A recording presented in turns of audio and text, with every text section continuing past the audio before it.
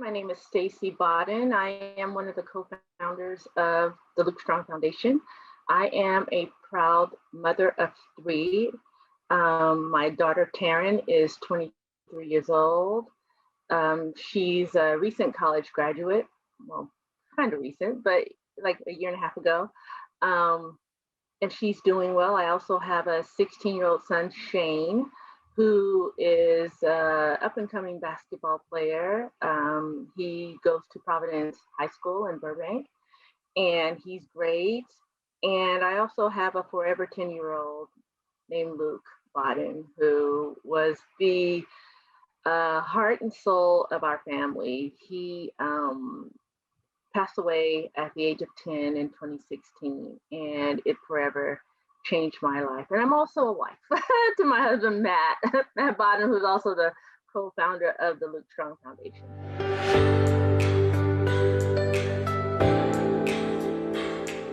What do you think people's first impression of you, Stacy, is? Wow. From what I hear, people's first impression of me, I think people get a nice sense of warmth. And my family is from Oklahoma, so there's a lot of that Midwestern Southern hospitality that you get with me. I'm definitely a hugger. And I like to try to make anyone who comes into my presence feel comfortable while being around me. So I would say warm. Awesome. Well, I definitely get that. I know from the moment we talked on the phone, it's been nothing but anticipation getting to meet with you. And so I'm very excited for this conversation. Likewise, thank you. Absolutely. First, let's touch on some of the things from your introduction. So you mentioned being a lovely wife and a mother of three, and you talked about your forever 10-year-old. So you said Luc passed away at 10. Can we talk a little bit about that? Yes. Luc was born with sickle cell disease. Sickle cell disease is a predominantly African-American disease that affects the Black community. And it's a genetic blood disorder. And they can screen it for babies at birth. And he was screened and he was positive. So sickle cell, because it is a genetic blood disorder, it can cause chronic pain, and your cells are not normal. In the normal cell, the cell is round. In sicklers, they're more of a crescent shape. So when it goes through your blood vessels, they can get stuck and create all kinds of pain. It can affect the heart, the liver, the lungs over a long period of time. So he was born with that. Most of his young life, he did very well with it. Then he was asymptomatic actually with it. But at one of his doctor's appointments, I took him to a wellness appointment, and every year he would have to have a brain scan just to check, just make sure, because one of the side effects of sickle cell is strokes in kids. And they found that he had a narrowing of a vessel in his brain, and that he would be prone to strokes. So one way to help prevent that would be to have chronic blood transfusion. So we started that process. And so every month he would have a blood transfusion just to keep the good blood cells flowing properly through his blood vessels. But as he got older, that once a month ended up becoming once a week. And they said as he would continue to grow, it would become even more than that. So then it became, for my husband and I, wow, what kind of quality of life will he have if he has to go and have a blood transfusion every day? So we talked to specialists about it and sought out some options. And the only known cure for sickle cell right now is a bone marrow transplant, which he had in 2013. So he had this bone marrow transplant to cure him of sickle cell disease. It ultimately did, but it created a mess of other issues, health issues for him as a result. So it's like he gave up one disease, he got rid of one disease and inherited something else, because there were so many side effects to the bone marrow transplant for him. But he endured it all. Yes, he fought for 3 years, and ultimately he ended up passing away of all things from a stroke. The one thing that we were trying to save him from, protect him from, that's the one thing that ended up taking his life. Oh, wow. That is heartbreaking. Do you want to touch a little bit on how it affected the family? Yeah, it's life altering. It's what most parents don't want to imagine, and then some. We all kind of, it literally was like the rug was pulled from up under you. And as a parent, you go from looking at 3 kids to 2. And if you can imagine that, it's knowing that you will never ever see your child again on this side of heaven it's mind blowing, and it can be very, very devastating. I went through a really hard grief process. I'm more of a people grieve differently. I'm more of a private griever. So it would hit me, and it still does sometimes at night when everybody else is asleep and I'm within my own thoughts where it would get me. My daughter was actually a sophomore in college when her brother passed. And it was really hard for her. She went through this whole depression to where she just could not get out of bed. She didn't want to go back to school. So we let her take some time off for like a month or two. We let her take for however long she needed to grieve. And, it was finally, by the grace of God, just talking with her, praying with her, and helping her to understand that her brother would want her to move on and to continue on, rather, because we move on, but we carry this grief with us every single day. My son as well, he and Luc were only 2 years apart. They shared the same room. They were 2 peas in a pod, very, very close. So I was even more concerned about how this was going to affect him. And, he turned to basketball, and that was one of the things that really helped him kind of relieve his emotional stress of losing his brother. And my husband as well. It was very, very hard for us, but we're a family of faith. So our faith in God has really, we turned to that, and it has really carried us through this trial, because we know that, yes, we won't see him on this side of heaven, but when we die, we will see him again in heaven. So because we are believers, and that's the hope that we have, and that's what helps us get up and get out of bed every day and be able to put one foot in front of the other. And yeah, that's probably the main reason why we're able to remotely function, because the grief of losing a child it's the hardest thing that I wouldn't wish this on my worst enemy, really. The pain is that real. Believe it or not, again, everybody grieves differently.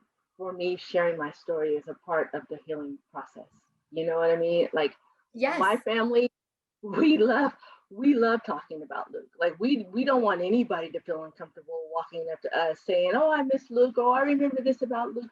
We love that. We welcome that. And being a part of different grieving groups, that's the one thing that I got from a lot of just people who lost loved ones, is remembering your loved one, just having someone come up to you and mention them, or not being afraid to, so I really, and even anybody who knows me well knows that my family and I, we really make a concerted effort into making people feel very comfortable in talking about Luc and our story and what happened to us, because we are so open and want to be open about it, because for us, it's part of the healing process.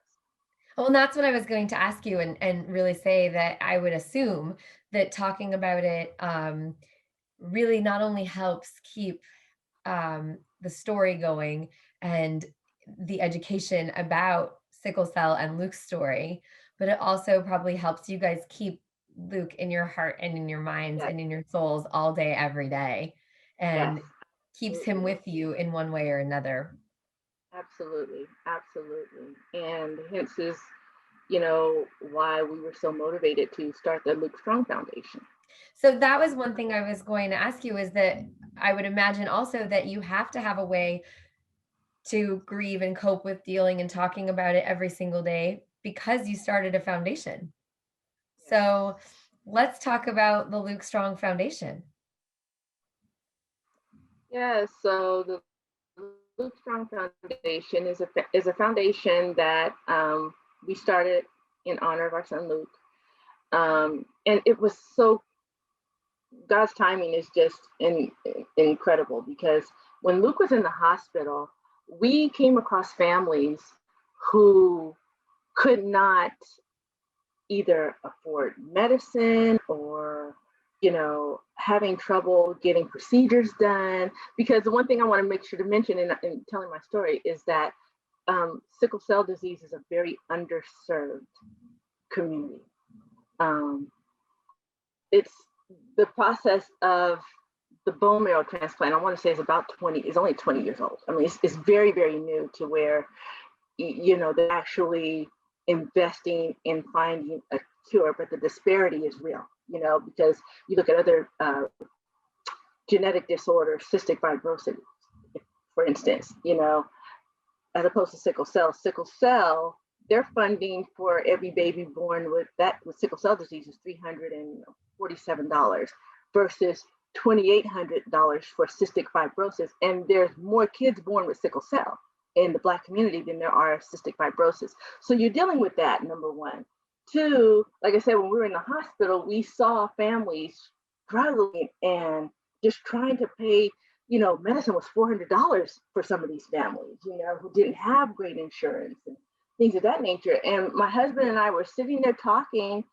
Luc was well, and we were like, man, one day when we get through all this, we want to do something to help families like this, because this is so wrong on so many levels.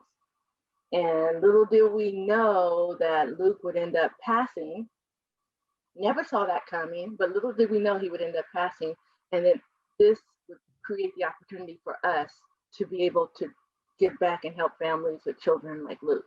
So that's how the Luc Strong Foundation started. Um, we have a flagship fundraiser every year, which is a kickball event. And just to give you a little bit about how that started, when Luc had his bone marrow transplant and he was in the hospital for a year, just about a year.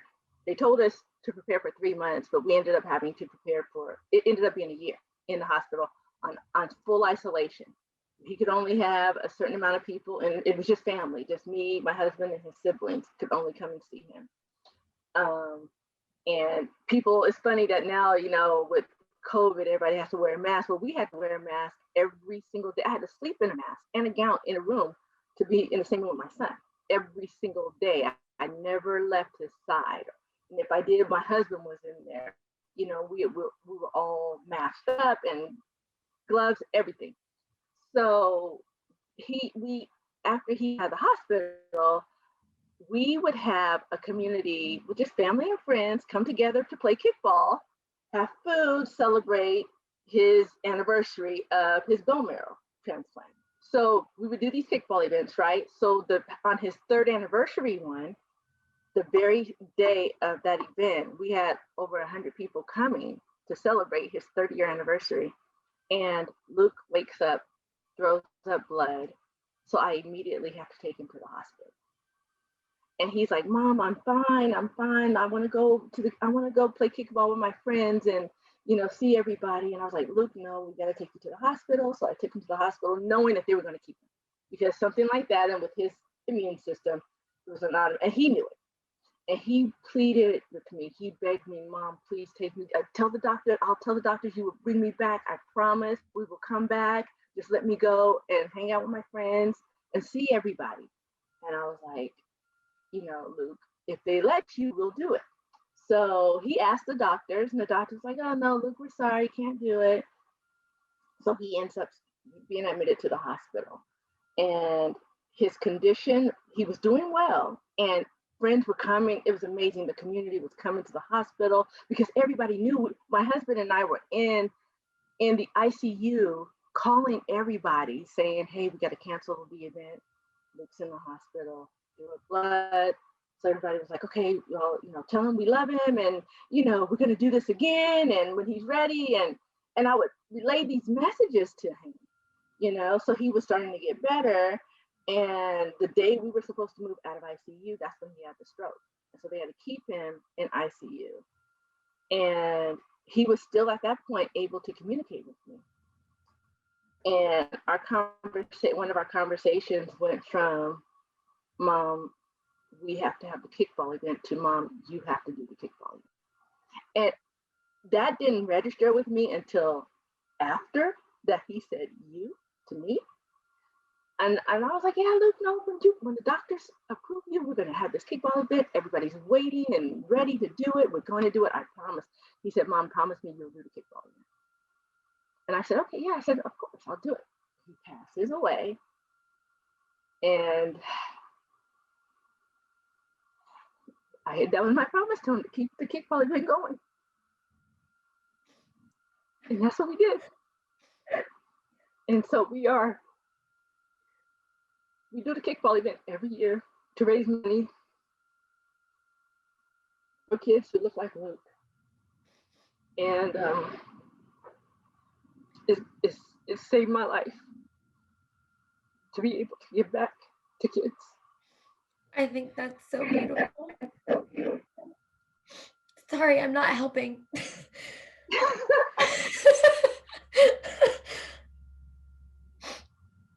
Oh.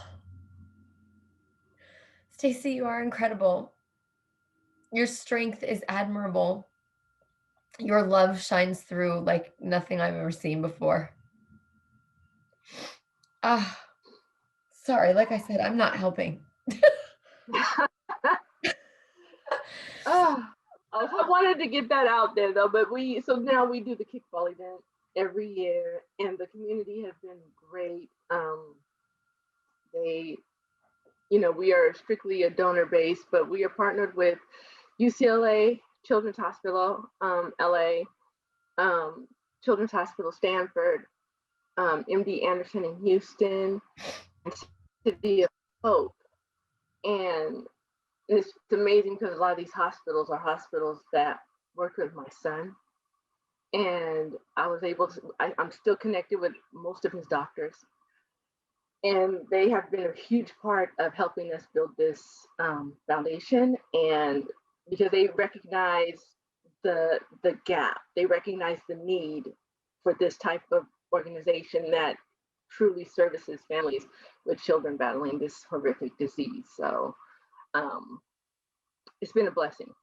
It's been life-saving for me because a lot of the families I'm still in touch with that we've been able to come alongside and serve, and just hearing their stories and just meeting these little warriors it's again, it's life-saving. It really is. And I thank God. I really do. If I have to walk this journey, I thank God that He's given this to me to be able to hang on to and get out of bed for. So we are so blessed by our community. We're so blessed by our board, people who have just jumped on board to be a part of our organization.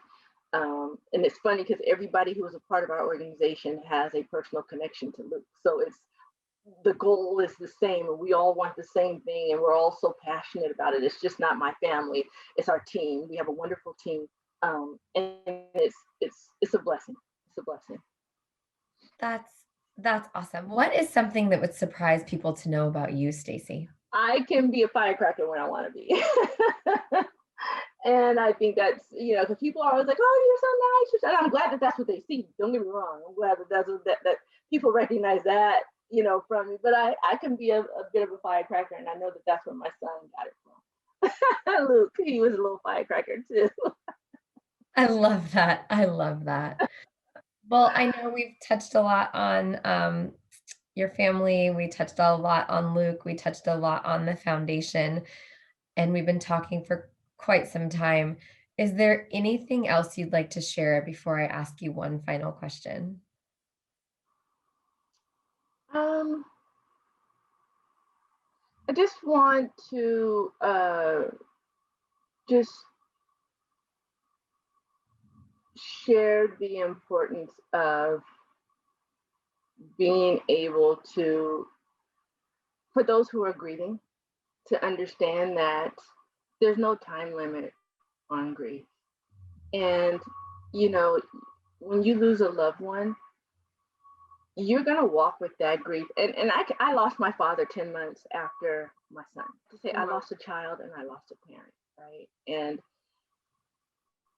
losing a child is not to minimize anybody else's loss of any other loved one, but losing a child, when people say that it's probably the worst thing that could possibly happen, it's true.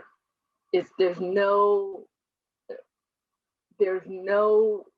I can't even explain the level of grief, but being able to walk with it, and for us trusting God to be able to help us get through it, and then being surrounded by people who are so loving and just come alongside of us and helping us get through it. It's just, if you know somebody who's going through something that's just grieving, just be there. Just be there. That's probably, if one of the biggest lessons I've learned, and what has helped me too, is just the people who are just there, and I appreciate that so much. That's so warm and so nice. Before I let you get back to the busy life of Stacy, as you're doing your work for the foundation or as you're out in your community, if you could hold up a sign that says one thing about you, what would you want people to know? By the grace of God, we can all overcome anything.